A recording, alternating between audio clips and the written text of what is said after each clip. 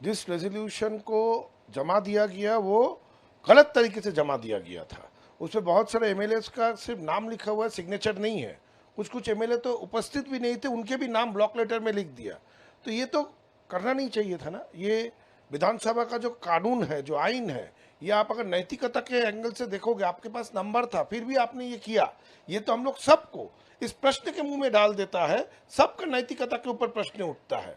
तो हम लोगों ने जब ये वॉइस आउट किया, हम लोगों ने ऑनरेबल स्पीकर को लेटर दिया, उन्होंने इस पर इंक्वायरी बैठाई। इंक्वायरी बैठने के बाद ऐसे घटनाएं जब बाहर आना शुरू हुआ कि हाँ इस पर सच्चाई है, बाकी एमएलए हम लोगों से कांटेक्ट करना शुरू किया कि भाई ये क्या चल रहा है, ऐसे तो हो नहीं सकता है। विधानसभा में इतने दिन से हम लोग हैं, आज तक कभी ऐसे सिचुएशन नहीं देखे। एक दल, इतना पुराना दल जो 15 साल पावर में था, वो ऐसे कांड कर रहे हैं। तो हम लोग आपस में डिस्कशन किए और करके हमें यही लगा कि अगर विधानसभा में हम लोग को परफॉर्म करना है, अपने कॉन्स्टिट्यूंसी में काम करना है, तो हमें एक ग्रुप बनाना चाहिए और ये ग्रुप ही प्रिंसिपल ऑपोजिशन होना चाहिए। एक यही प्रिंसिपल ऑपोजिशन, इस ग्रुप से एलओपी होना चाहिए ताकि हम लोग भी अपना काम सही ढंग से कर पाए। ट्रिगर पॉइंट में बोलूँ, जो सच्चाई है, एटलीस्ट सीनियर एमएलएस को दल जब हार गया, उसके बाद जब हम लोग मीटिंग में गए थे, वहाँ पे सारे एमएलएस को बोला गया था कि अभिषेक के बारे में कोई कुछ नहीं बोल सकता है, वो बहुत अच्छा काम किया, सब खड़े होकर उसको स्टैंडिंग ओवेशन दो। ऐसे ऐसे एमएलए, जो एमएलए तब से है जब अभिषेक बनर्जी शायद स्कूल में पढ़ते थे, उनको खड़े होकर स्टैंडिंग ओवेशन देना पड़ा। कहीं ना कहीं तो मन में लगेगा, कहीं ना कहीं तो कुछ तो इसका रिएक्शन होगा। अभी भी अगर दल यही सोचते हैं कि हम ही लोग सब कुछ है, किसी से कोई डिस्कशन नहीं करना है, किसी का कोई ओपिनियन नहीं लेना है, हम लोग डिसाइड करके आप लोग को बोल देंगे और आप लोग को वही राह में चलना पड़ेगा, ऐसे होते हुए आया है।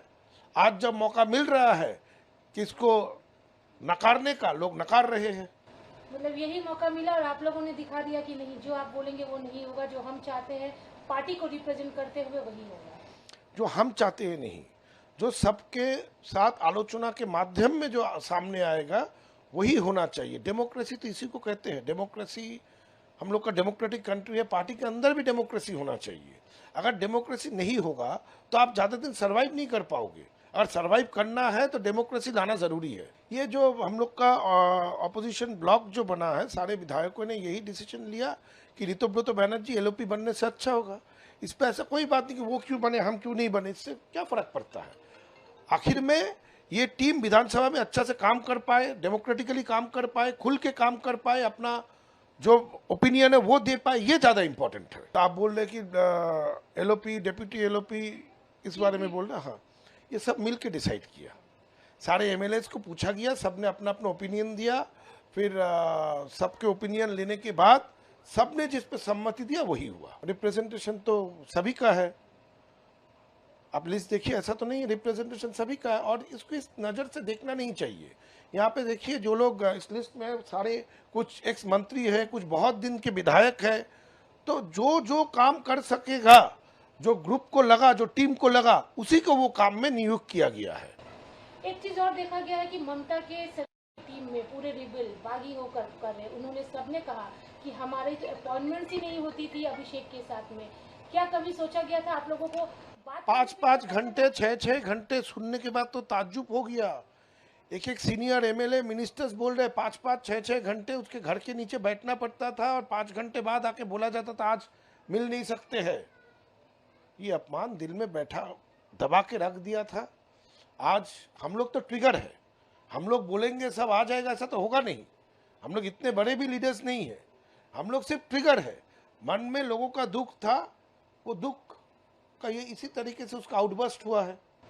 58 सिग्नेचर आपके पास में है अभी और सारे जो विधायक है उस साइड में है, इधर और कितने आने के चांसेस है? 60 के ऊपर हो चुका है और भी बढ़ेंगे, इंतजार कीजिए, और भी बढ़ेंगे। फिरहाद हकीम एक चेहरा है जो मेयर है, आप कॉर्पोरेशन से भी जुड़े हुए हैं, उनके इस्तीफे की जो बात हो रही है, क्या लगता है ये बोर्ड कब तक टूट जाएगा? आज एक हाउस होने की बात भी है। देखिए, ये फिरहाद हकीम ही बोल पाएंगे, लेकिन उनके ऊपर भी दल से प्रेशर दिया जा रहा है कि अभिषेक बनर्जी के घर में जो नोटिस दिया जा रहा है वो उसको रोक क्यों नहीं रहे हैं।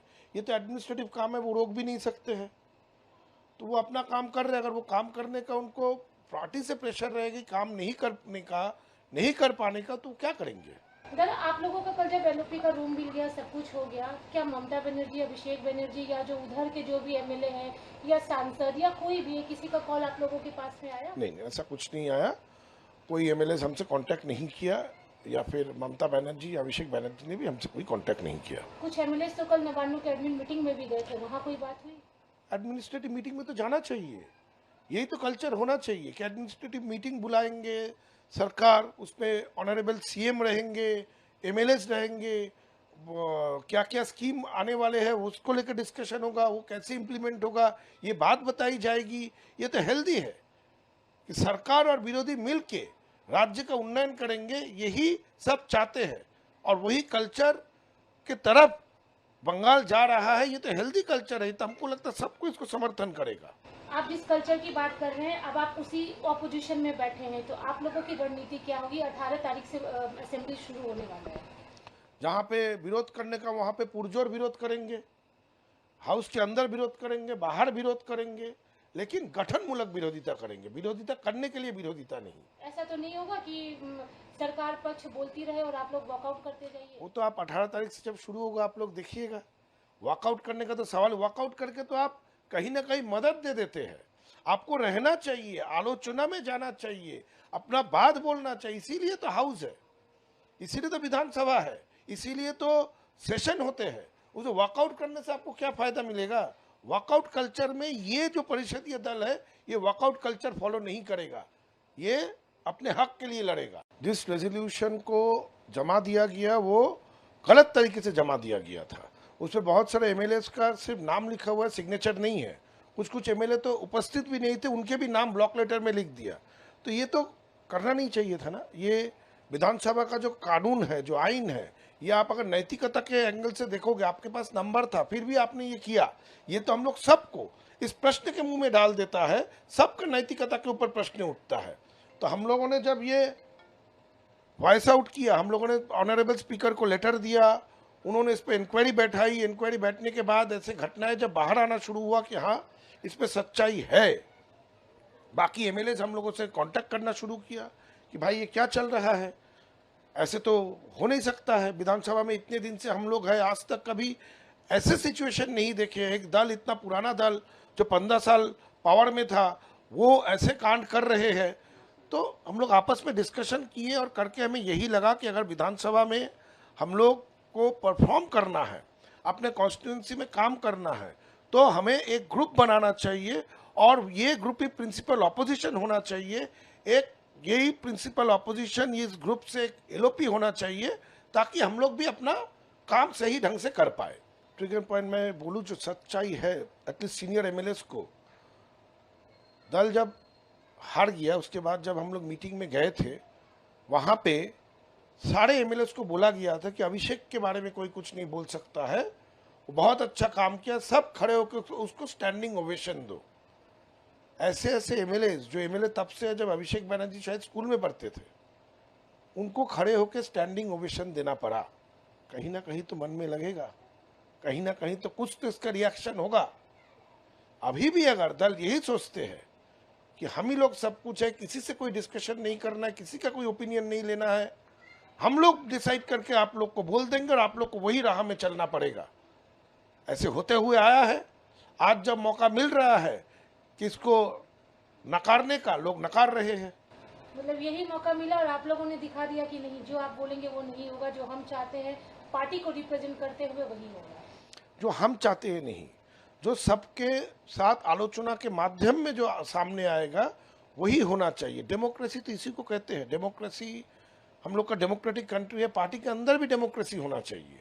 अगर डेमोक्रेसी नहीं होगा तो आप ज़्यादा दिन सर्वाइव नहीं कर पाओगे। अगर सर्वाइव करना है तो डेमोक्रेसी लाना ज़रूरी है। ये जो हम लोग का ऑपोजिशन ब्लॉक जो बना है, सारे विधायकों ने यही डिसीजन लिया कि ऋतुव्रत बनर्जी एलओपी बनने से अच्छा होगा। इस पर ऐसा कोई बात नहीं कि वो क्यों बने, हम क्यों नहीं बने, इससे क्या फ़र्क पड़ता है। आखिर में ये टीम विधानसभा में अच्छा से काम कर पाए, डेमोक्रेटिकली काम कर पाए, खुल के काम कर पाए, अपना जो ओपिनियन है वो दे पाए, ये ज़्यादा इंपॉर्टेंट है। तो आप बोल रहे कि एलओपी, डेप्यूटी एलओपी, इस बारे में बोल रहे हैं। हाँ, ये सब मिल के डिसाइड किया, सारे एमएलएस को पूछा गया, सबने अपना अपना ओपिनियन दिया, फिर सबके ओपिनियन लेने के बाद सबने जिस पे सहमति दिया वही हुआ। रिप्रेजेंटेशन तो सभी का है, आप लिस्ट देखिए, ऐसा तो नहीं है, रिप्रेजेंटेशन सभी का है और इसको इस नज़र से देखना नहीं चाहिए। यहाँ पे देखिए जो लोग इस लिस्ट में सारे कुछ एक्स मंत्री है, कुछ बहुत दिन के विधायक है, तो जो जो काम कर सकेगा, जो ग्रुप को लगा, जो टीम को लगा, उसी को वो काम में नियुक्त किया गया है। एक चीज और देखा गया है कि ममता के टीम में पूरे रिबल बागी होकर कर रहे, उन्होंने सबने कहा कि हमारी अपॉइंटमेंट्स ही नहीं होती थी अभिषेक के साथ में। क्या कभी सोचा गया था आप लोगों को बात 5-5 घंटे 6-6 घंटे सुनने के बाद तो ताज्जुब हो गया। एक एक सीनियर एमएलए मिनिस्टर्स बोल रहे 5-5 6-6 घंटे उसके घर के नीचे बैठना पड़ता था और 5 घंटे बाद आके बोला जाता था आज मिल नहीं सकते हैं। ये अपमान दिल में बैठा दबा के रख दिया था। आज हम लोग तो ट्रिगर है, हम लोग बोलेंगे सब आ जाएगा, ऐसा तो होगा नहीं। हम लोग इतने बड़े भी लीडर्स नहीं है, हम लोग सिर्फ ट्रिगर है। मन में लोगों का दुख था, वो दुख का ये इसी तरीके से उसका आउटबर्स्ट हुआ है। 58 सिग्नेचर आपके पास में है अभी और सारे जो विधायक है उस साइड में है, इधर और कितने आने के चांसेस है? 60 के ऊपर हो चुका है और भी बढ़ेंगे, इंतजार कीजिए और भी बढ़ेंगे। फिरहाद हकीम एक चेहरा है जो मेयर है, आप कॉर्पोरेशन से भी जुड़े हुए हैं, उनके इस्तीफे की जो बात हो रही है, क्या लगता है ये बोर्ड कब तक टूट जाएगा? आज एक हाउस होने की बात भी है। देखिए ये फिरहाद हकीम ही बोल पाएंगे, लेकिन उनके ऊपर भी दल से प्रेशर दिया जा रहा है कि अभिषेक बनर्जी के घर में जो नोटिस दिया जा रहा है वो उसको रोक क्यों नहीं रहे हैं। ये तो एडमिनिस्ट्रेटिव काम है, वो रोक भी नहीं सकते हैं, तो वो अपना काम कर रहे हैं। अगर वो काम करने का उनको पार्टी से प्रेशर रहेगी काम नहीं करने का, नहीं कर पाने का, तो क्या करेंगे? दादा आप लोगों का कल जब एलओपी का रूम मिल गया, सब कुछ हो गया, क्या ममता बनर्जी, अभिषेक बनर्जी या जो उधर के जो भी एमएलए हैं या सांसद या कोई भी, किसी का कॉल आप लोगों के पास में आया? नहीं, ऐसा कुछ नहीं आया। कोई एमएलए हमसे कांटेक्ट नहीं किया या फिर ममता बनर्जी या अभिषेक बनर्जी ने भी हमसे कोई कांटेक्ट नहीं किया। कुछ एमएलए तो कल नवान्नों के एडमिन मीटिंग में भी गए थे, वहाँ कोई बात हुई? एडमिनिस्ट्रेटिव मीटिंग में तो जाना चाहिए, यही तो कल्चर होना चाहिए कि एडमिनिस्ट्रेटिव मीटिंग बुलाएंगे सरकार, उसमें ऑनरेबल सीएम रहेंगे, एमएलएस रहेंगे, क्या क्या स्कीम आने वाले हैं उसको लेकर डिस्कशन होगा, वो कैसे इम्प्लीमेंट होगा ये बात बताई जाएगी। ये तो हेल्दी है कि सरकार और विरोधी मिल के राज्य का उन्नयन करेंगे, यही सब चाहते हैं और वही कल्चर के तरफ बंगाल जा रहा है। ये तो हेल्दी कल्चर है, तो हमको लगता है सबको इसको समर्थन करेगा। आप जिस कल्चर की बात कर रहे हैं, अब आप उसी ऑपोजिशन में बैठे हैं, तो आप लोगों की रणनीति क्या होगी? 18 तारीख से असेंबली शुरू होने वाला है, जहाँ पे विरोध करने का वहाँ पे पुरजोर विरोध करेंगे, हाउस के अंदर विरोध करेंगे, बाहर विरोध करेंगे, लेकिन गठनमूलक विरोधिता करेंगे, विरोधिता करने के लिए विरोधिता नहीं। ऐसा तो नहीं होगा कि सरकार पक्ष बोलती रहे और आप लोग वॉकआउट करते जाइए? वो तो आप 18 तारीख से जब शुरू होगा आप लोग देखिएगा। वॉकआउट करने का तो सवाल, वॉकआउट करके तो आप कहीं ना कहीं मदद दे देते हैं। आपको रहना चाहिए, आलोचना में जाना चाहिए, अपना बात बोलना चाहिए, इसीलिए तो हाउस है, इसीलिए तो विधानसभा है, इसीलिए तो सेशन होते हैं। उसे वॉकआउट करने से आपको क्या फायदा मिलेगा? वॉकआउट कल्चर में ये जो परिषदीय दल है ये वॉकआउट कल्चर फॉलो नहीं करेगा, ये अपने हक के लिए लड़ेगा।